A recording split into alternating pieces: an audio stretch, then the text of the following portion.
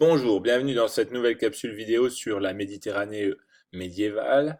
Nous abordons un grand C, le monde musulman, un monde dynamique, et un petit 1, la confusion du politique et du religieux. Au 7e siècle, l'islam est la dernière religion monothéiste qui apparaît. Elle a des racines et des valeurs communes aux deux autres religions monothéistes, c'est-à-dire la reconnaissance d'un Dieu unique, la reconnaissance du salut et le fait de s'appuyer sur un livre. Dans la religion musulmane, pour obtenir son salut, un musulman doit se plier aux 5 piliers de l'islam. Premier pilier, donc, la profession de foi. Deuxième pilier, faire des prières. Troisième pilier, l'aumône légale. Quatrième pilier, le jeûne du mois du Ramadan. Et enfin, dernier pilier, le pèlerinage à la Mecque.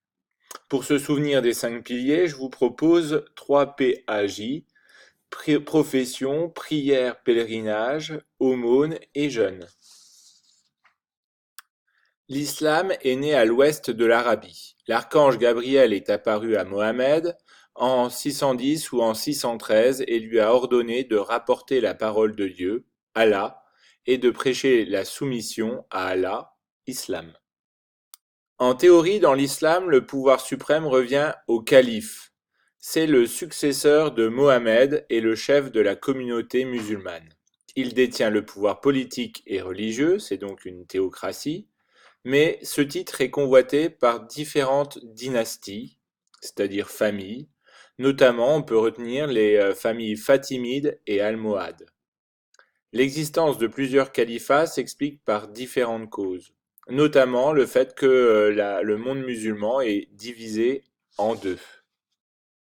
Donc cette division est organisée autour des sunnites.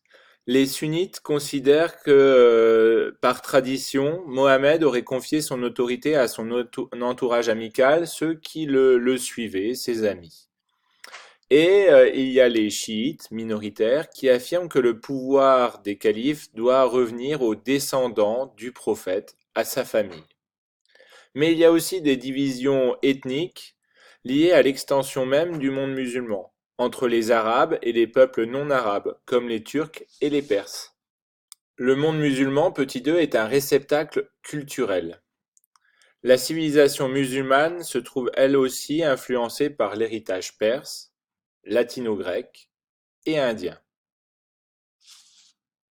Les musulmans feront des progrès décisifs dans le domaine des mathématiques en s'inspirant de la culture indienne, notamment par l'introduction des chiffres arabes liés à cette influence indienne. Mais aussi dans le domaine de la médecine, avec le médecin Avicenne qui s'appuie sur des auteurs grecs comme Hippocrate, et enfin aussi des progrès en philosophie avec Averroès, un commentateur et un philosophe qui s'inspire d'Aristote.